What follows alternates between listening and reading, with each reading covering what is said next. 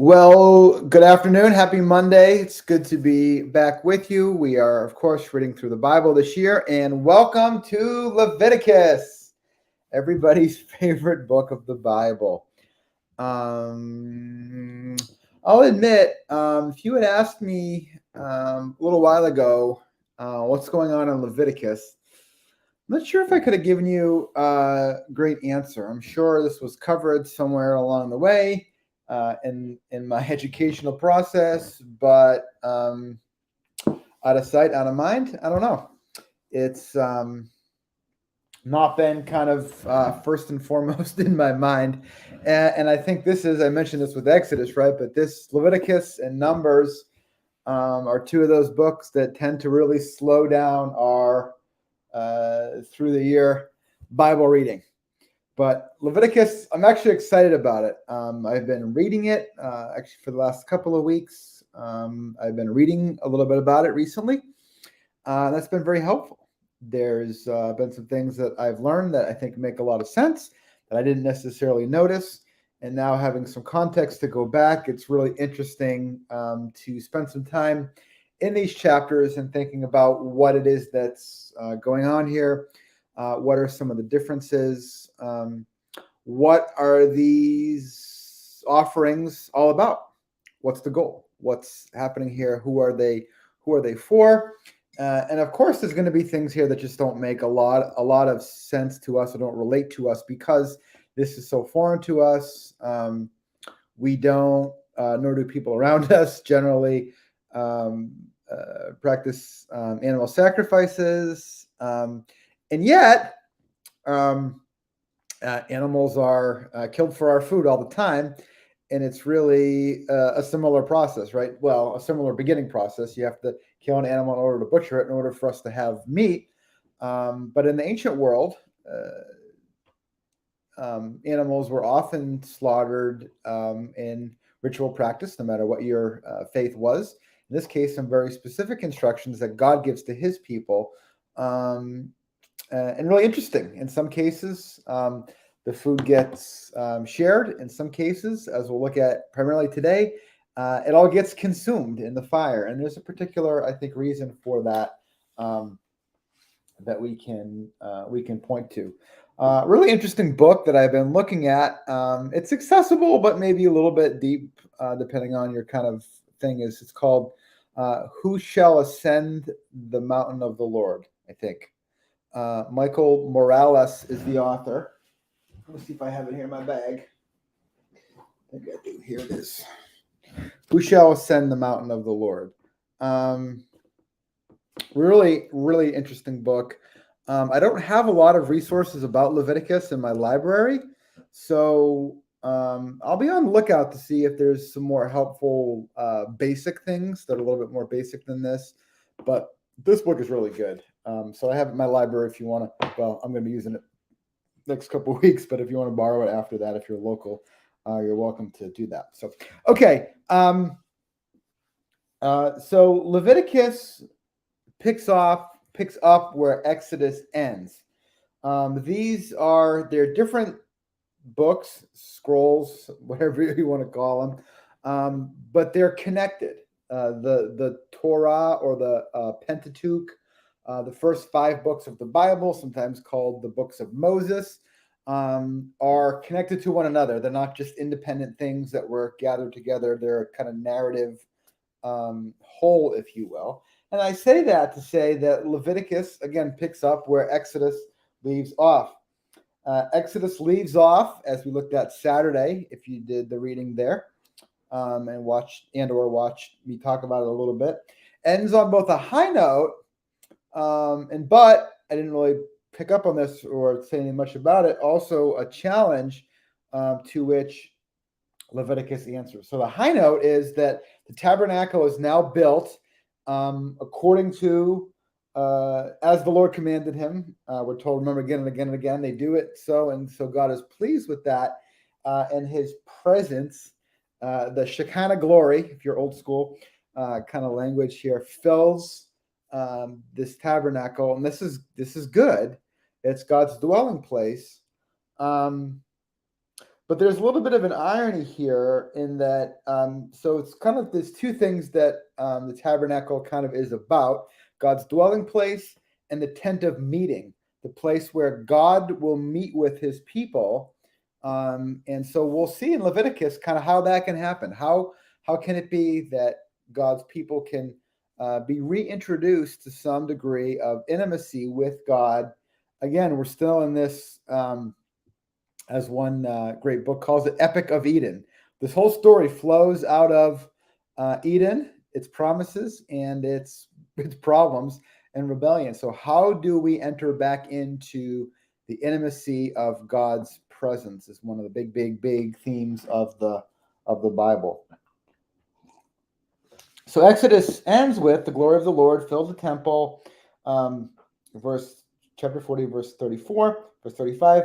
Moses could not enter the tent of meeting because the cloud had settled on it and the glory of the Lord filled the tabernacle, right? So it's a tent of meeting, but Moses can't get there yet to meet with God. So how can God's people meet with God? It's been suggested, at least the author of this book suggests, which I think makes sense, that the book of Leviticus answers that question at some length. What's involved in this? So let's take a look at it. 5 chapters are our reading for today. I'm going to focus on a few things here because I don't want to go too fast because I think Leviticus is one of those places where we get really confused quickly. And not that we're going to clear everything up here, but hopefully we can make some sense of what's going on here. So in chapter 1, verse 1, the Lord called to Moses and spoke to him from the tent of meeting. So this is interesting. This idea of the Lord called to Moses is repetition of language and theme across Moses' life. Remember the burning bush. The Lord called to Moses from the burning bush. The Lord called to Moses from the mountain, Mount Sinai, where his voice came from. In this case, now with the filling of his divine presence in the tabernacle, God's voice is calling to Moses once again to communicate with him what he needs to know, what the people need to know, and obviously he wants to share that. So, like verse 2. Speak to the Israelites and say to them, okay? So God's saying to Moses to say to the people to give these instructions on how this is going to work. Again, we read a good bit about it in Exodus and the setup of it, but now is the reality of how it's gonna work. So it's going to be a series of offerings. We may call them sacrifices. Some are animal sacrifices, some are not. And there's different ones. So we're going to learn more about them as we go on in the reading too. There's going to be more maybe depth of description of some aspects of it as we go along. So as we read about each of these different offerings, this isn't all that we're going to learn about, some of them at least. So we'll learn more as the story goes on. We tend to think about offerings as you've sinned. Now something's going to be done about the sin in order to be forgiven. And there is an offering for that, a couple actually, that we'll learn about. But that's not the first or even maybe the most important. They're all important, right? But the first or kind of primary offering that's given here, and that's called the burnt offering. Now, many of the offerings are burnt; they involve the fire. But this burnt offering is really, really important, and it kind of is the anchor, I think, in a sense, offering that's given here, and because it's burnt up. The whole offering is consumed, and it's turned into smoke, if you will, that rises up to the Lord, seemingly, right, is the idea, and that it's an aroma that's pleasing to God. So this is really interesting, the idea of the whole the whole thing being burnt up, being consumed. And I think it relates to this idea of, remember what we saw when we looked at the description of the high priest in Exodus, and we'll see more about the high priest in Leviticus. But this idea of being totally committed, right? All in. It's going to be really interesting. So one thing to keep in view throughout Leviticus is Romans chapter 12, verse 1. Therefore, in view of God's mercies, offer your bodies as a living sacrifice. Okay? I'm going to look some more into that, and maybe those connections go even deeper than we think. And maybe Leviticus will actually shed some light on that, as well as how we think about Jesus also, right? So in verse 3, so the burnt offering is to be a male. Some of the offerings are specifically male animals. Some are specifically female animals. I don't know if we want to get into too much, detail there of the sort of the why and if that means much or not, but we'll kind of pause that for right now. Without defect. This is the same kind of root idea that's used for people when they're called blameless, like Noah is called blameless. Abraham is told to walk before God and be blameless.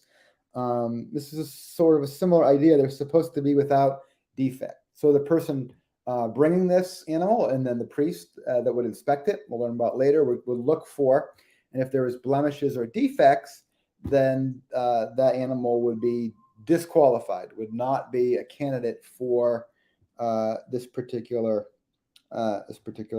offering. So there's a couple of things that we'll see repeated here with that. This idea of without defect, without blemish is with all of these sacrifices that are offerings, right? That are brought in here. So something else that happens with these as well. Hey, come on.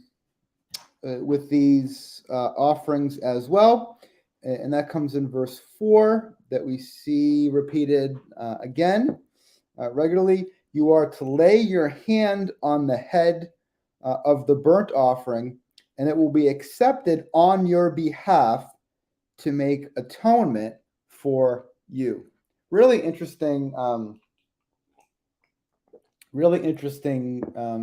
Stuff that's going on here. So it's not. Some have suggested that in this case the person's sin is transferred to the animal, but that isn't going to really work for a couple reasons that we'll maybe get into more in some of the future readings here. But I think the idea is that this blameless animal is what we should be, but aren't. And so we are kind of giving over this animal in place of what we should be. It is, as far as animal goes, it's without defect. It's without kind of major issues, and we'll learn some more about what those issues maybe later. So reflect on that a little bit. Think some on that. There's definitely a lot that's going on here. But the animal is accepted on your behalf to make atonement. And this is one of those cases where scholars will say that even though this might sound like kind of a preacher trick, the English word atonement actually communicates significance about what it means, the idea of at one meant.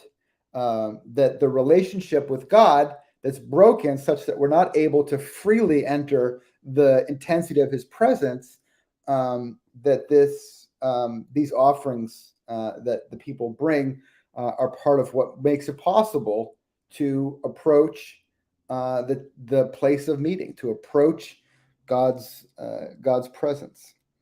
Okay, so a lot of description about what that entails.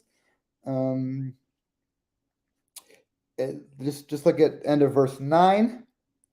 The priest is to burn it all on the altar. It is a burnt offering, a food offering, an aroma pleasing to the Lord. This idea of the aroma pleasing to the Lord is a phrase that's repeated often throughout this section, at least of this book.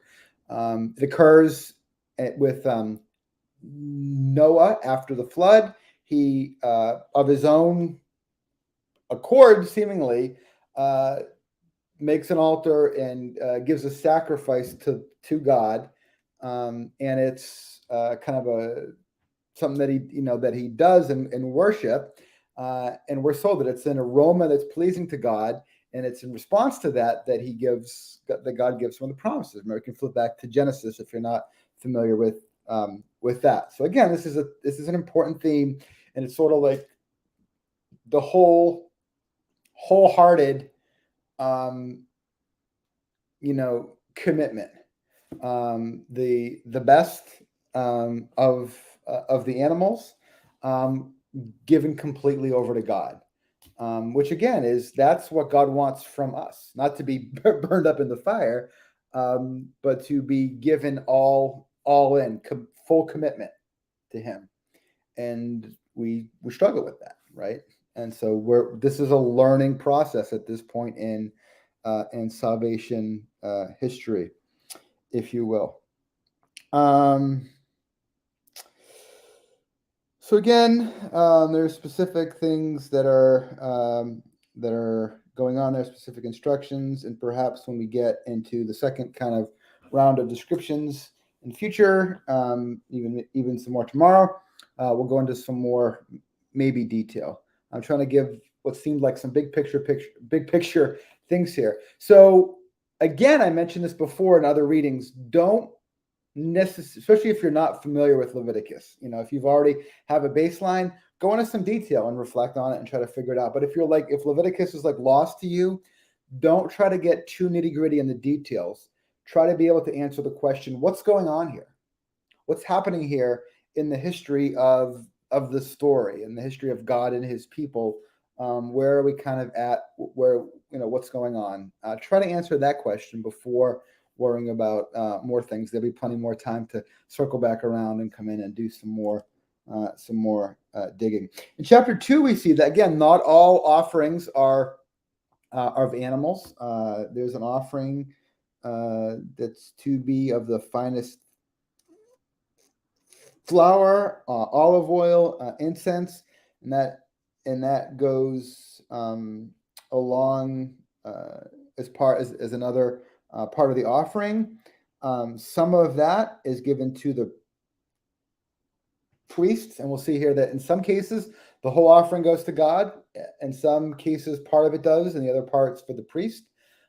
In some instances, which we'll see in chapter 3, the offering is shared with the people. So this is really interesting stuff. So again, this burnt offering is kind of the major one, and it's not. You'll see this one is not specifically about sin. I mean, it is the case that because of sin we can't enter the fullness of God's presence, but it's not about specific sin. This burnt offering happened daily, all the time. It was part of approaching God's presence more so than specific reason. There's a couple ones like that. So after a couple days, I will try to share with you maybe a printed somehow overview of these that you can kind of refer back to make some sense of it. Again, feel free to share thoughts or questions along the way here. What are you noticing? What is kind of standing out to you, etc. Again, we see this kind of again and again, this aroma pleasing to the Lord, and that's a win. Okay, chapter 3, the fellowship offering. This is kind of cool. So there's different as we go through. There are different animals. They're all blameless, no defects. They're given this description of how they'll go about slaughtering the animal and doing the stuff with the blood and all that. Specifically, what parts now get burned on the altar for the Lord, and it's evident that, so in chapter 3, verse 5, it's evident that this fellowship offering comes after the burnt offering. So the burnt offering, again, is what kind of is the foundational thing about approaching God's presence. So in chapter 3, verse 5, Aaron's sons are to burn it on the altar on top of the burnt offering that is laying on the burning wood. This is a food offering, an aroma pleasing to the Lord. Okay, so the fellowship offering comes after the burnt offering. In what, again, lay your hand on it. It is repeated. It is important. Identifying. It's not just a kind of a touch. It's a pressing in is kind of the idea here. It's a connection or relation of the person or the people collectively with that particular animal who's given over to the Lord. And we're not told as specifically here. It's harder to be obvious. We'll see more specifics with it later, but they're told about what things they can't eat. So you never eat the blood. You never eat the blood in anything. That's off. No. We'll talk more about why that is in a different day. And you don't eat the fat of an offering. The fat is always the Lord's portion. So if you're into the prime rib with the big, not on Tabernacle Day, that's God. That's God's. He gets the prime part. But this fellowship offering, and again, I'll just say it and then I'll pause on it and come back to it maybe tomorrow or on a future reading. But the fellowship offering is, it's a meal shared in God's presence. It's a meal shared with the Lord, if you will. So interesting how we can look forward to both Jesus, how often he shared meals with people, and also the Lord's Supper, and also looking forward to the culmination, the marriage supper of the Lamb. But here, this offering is brought, and the certain portions go to the Lord, right, up in the aroma, and others is going to be shared with the people. It's like being at God's table, sharing in this fellowship meal together. So it's called a fellowship offering. And this is really significant. Again, I want to reflect more on that later. I didn't realize some of this before, but it's just such good stuff. All right. Chapter 4 is the sin offering. And I'll try to, look at a lot of underlines. I'll try to move quickly to not spend all day here. Chapter 4, the Lord said to Moses, say to the Israelites, when anyone sins unintentionally and does what is forbidden in any of the Lord's commands. That's kind of the preface to it, which is really fascinating because all of these regular, daily, potentially type offerings, sacrifices, are for unintentional sin. It's sort of like it's not expected that people will just outwardly choose to sin, even though we see that happening a lot, right? So we'll have to make some sense of that. But in any case, in this moment, in this text, when anyone sins unintentionally, really interesting stuff. And then what chapter 4 is mostly into, and it is different parties sinning. And so this is the sin offering. Remember, the burnt offering with this grain offering and the fellowship offering were not stated to be specifically for people who sinned. In this case, people sinned and didn't realize, and then realized, oh, I sinned. My sin needs to be atoned for. So again, the foundational offerings aren't for specific recognition of sin, but more generally to approach God and share fellowship with him in his presence. I think that's pretty important. So in chapter 4, if the priest sins, and then there's the instructions for what goes on there. In this case, the blood of the animal needs to be brought into the tent of meeting, into the tabernacle,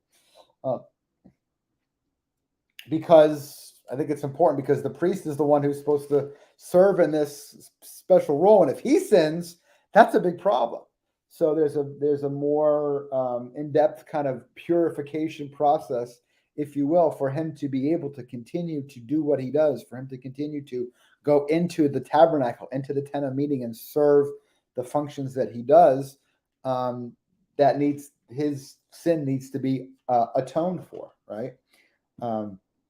So we see that happening there. I'll move forward to verse 13. If the whole Israelite community sins unintentionally and does what is forbidden of any of the Lord's commands, even though the community is unaware of that matter, when they realize their guilt and the sin they have committed becomes known, the assembly must bring a bull as a sin offering and present it before the tent of meeting.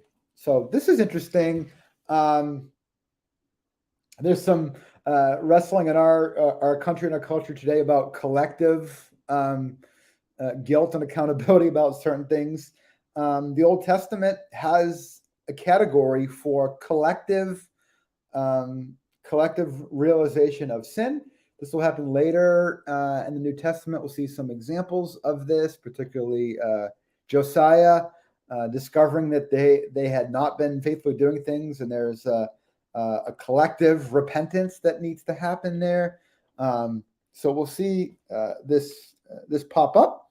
But the idea that there's some things that aren't just one person kind of realizes, oh, I did this, I messed up, I broke God's command, but it's wider spread than that. There's a substantial kind of category for that. So remember that the hands get laid on, pressed into the animal offering. In this case, it's the elders of the community so they're representatives of the whole people. They come and put their hands on the animal to kind of have that offering, that sacrifice, be representative of the whole community, who realizes that they've sinned. And so it's important. Again, you see some specific things. In this way, the priest will make atonement. I'm in verse 20 for the community. And this is important because we'll see this in, I think, all of the instances of these sin offerings. And they will be forgiven. Okay? So there's a promise of forgiveness. If you realize you've sinned, you come and do what it is that God has commanded you to do. I think the idea being with the right heart, right? We'll see the prophets kind of call that out later. You will be forgiven. There's a promise of forgiveness here. It's not a maybe. It's not a well, we'll see. It's you will be forgiven. You do this. So I think that's pretty cool. There's an assurance there that, again, as much as we think, oh, why is all this stuff so heavy? The law, the sacrificial stuff, it all seems so involved. It seems so heavy. But think about this on the flip side. They could know that if they came to this, again, I think the idea being with the right heart, to realizing, oh, I've sinned against God. This is bad. To come with this offering, that they'd be forgiven. And so it's good stuff. It's good stuff here. So we appreciate that. So a little bit more. Verse 22. When a leader sins, I'm not sure the word behind that. I have not looked it up to see what's up with it. Sins unintentionally, does what is forbidden of any of the commands. Again, we're kind of moving in different realms of kind of how it works.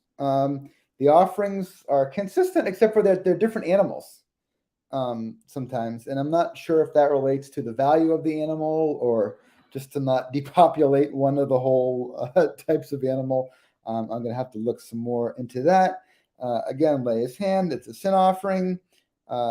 It's burned. And then in verse 27, if any member of the community, okay, that's any of us, that's the average Joe, sins unintentionally, verse 27, does what's forbidden of the Lord's command when they realize their guilt, they bring a female goat. That's interesting. So a lot of those offering sacrifices are male animals. In this case, it's a female animal without defect still. That's the kind of the standard here, right? They're to take the blood, pour it on the horns of the altar of burnt offering, and pour out the rest. And the priest will burn the fat on the altar. Again, we saw earlier, the fat's always God's part. In this way, the priest will make atonement for them, and they will be forgiven. And there's different animals that can be brought. If someone brings a lamb as a sin offering, so it's broader here. And then I'll end. I'm half an hour in. I'll end in chapter 5 with just a couple thoughts. But notice how when the priest sins, or when the whole community sins, some of the blood of the offering sacrificial animal has to be brought into the meeting place, into the tabernacle, to make atonement, to cleanse. When it's just one person, everything happens right there at the altar. So that's interesting. More pervasive situation, or cultically significant person, the priest, then it's going to be more extensive. One person, it's still important, but it's less extensive what needs to happen there. So I kind of picked up on that. At least I picked up on that detail, and I assume that's probably a decent interpretation of it, but judge for yourself. Okay, chapter 5. I'll try to finish here before too long. If anyone sins because they do not speak up when they hear a public charge to testify regarding something they have seen or learned about, they will be responsible. This is what we would call a sin of omission, right? You see a wrong being done or spoken, and you don't speak up to defend the truth, you're responsible. Sins of omission, we sometimes call them. Not something you do wrong, but something you should do that you don't do, in this case, right, is responsible. Verse 2, if anyone becomes aware that they are guilty. This is so interesting, this idea of, because again, this is against what we sometimes think about. We think, well, if I don't intend to do anything wrong, if I did something wrong but I didn't mean to, it doesn't count. That's not what this says, right? This says if you break God's commandments, even if you didn't realize it, even if you didn't remember or know about it, you're still responsible. Okay, so this is more extensive than sometimes we want to be, but hey, this is scripture. I'm not just making this stuff up, right? If they unwillingly touch anything that's unclean, we'll learn a lot more about this. This is a whole category of things that's to come, even though they're unaware of it. Or if anyone thoughtlessly takes an oath to do anything. So those kind of things. First, they must confess. So I'm in verse 5 of chapter 5. They must confess in what way they have sinned. Okay? So it's not just secret or just I'm making a general offering for sin. It's confession. This is how I've sinned. As a penalty for the sin they've committed, they must bring to the Lord a female lamb or goat as a sin offering. The priest shall make atonement for them for their sin. Okay, so this is how the sin is dealt with. And then it's interesting because the next two paragraphs, if you will, are provision for if you can't afford that, which is really cool, I think. So that, ideally, if you have the wealth, if you have the herds, if you have the flocks, you bring this animal. If not, if they can't afford that, they can bring birds, 2 doves or 2 pigeons. And if they can't afford that, they can bring a grain offering. So the point is, I think, that everybody there's no really excuse to not do it, because you could say, I really know I should do this, but I can't afford it. No, there's a provision for all kinds of socioeconomic levels to participate in this process. They're responsible to. And again, we're told, verse 13, they will be forgiven. Okay? And then lastly, longest video yet. This is the last thing, the guilt offering. There's again this animal that's given as a ram, and this is really interesting. And again, I won't belabor it. I think a lot of these themes will come back around. We'll have more opportunity to talk about it. And so, where I've talked more at length today, I'll maybe just mention again as a reference. We see it later, where I've not talked a lot about certain areas today. As they pop up again, maybe I'll talk more about those areas. But if there's something that involves a property kind of financial wrong, you make restitution for that plus a fifth, right? 20% on top of that is what's required. So that's really interesting. So the penalty, the restitution plus the additional penalty of the fifth of its value, give it all to the priest. The priest will make atonement for them with the ram, a guilt offering, and they will be forgiven. Okay. So yeah, they're responsible. All right, that's the end of chapter 5. So we'll quit there. Again, we see this big picture. We're approaching the tent of meeting, God's presence. How do we do that? We do that through these offerings that represent our full commitment, that leads to our fellowship with God. If we realize that we've sinned, there's an additional thing that needs to happen there in order for us to, again, I think, understand, to learn about sin so that we don't, and that we become, again, God's holy people, we become fully committed, that we can live in the fullness of God's presence. That's the big picture. That's the goal. All right, I'm out. I'll see you tomorrow.